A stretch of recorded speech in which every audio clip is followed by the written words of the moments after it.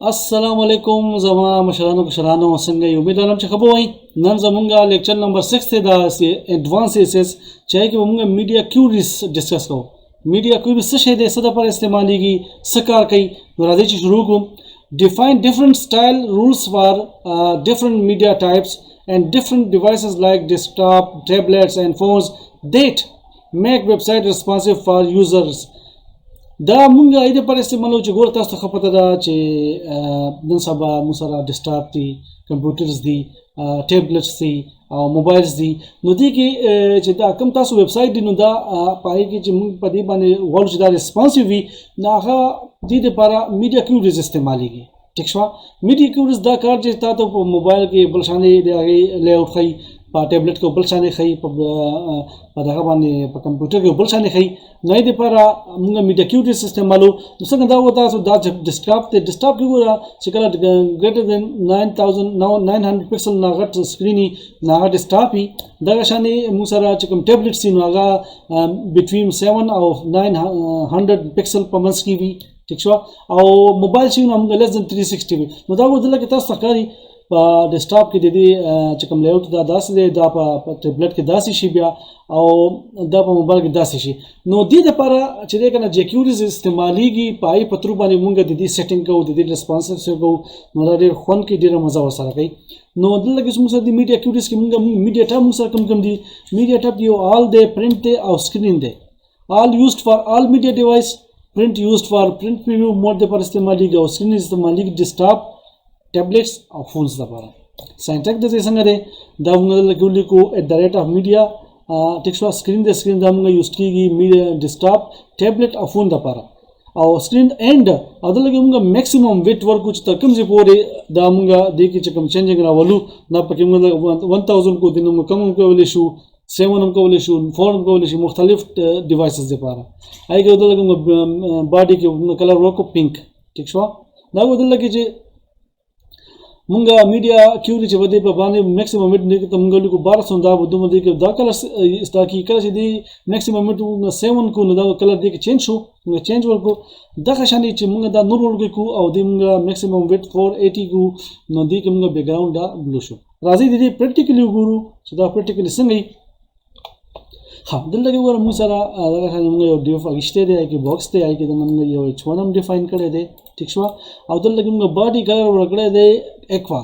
او کلر د دې موږ ورکړی H1 دا نو دی موږ اوس وګورو پریو دا وګدا څه شو صحیح شو اوس موږ دلته کې راشو او په دې باندې موږ میډیا کیوري استعمال کوو دلته اوس موږ شروع کوو میډیا کیوري دا بش @media and بش دلته کې او دلته کې موږ راشو میکس ویټ ورکو max width دا بکو 1000 پکسل او څنګه باډي باندې اپلای کوم دا بشي باډي او دلته کې بلکو بیک ګراوند کلر اورنج باور کو صحیح شو اوس دلته کې راشي دلته کې او دا بکو موږ ریفریش او دلته کې موږ راشو انسپیکټ کو ها انسپیکټ دا 1300 دی او دا ګور چې کمیږي کله چې خیال دی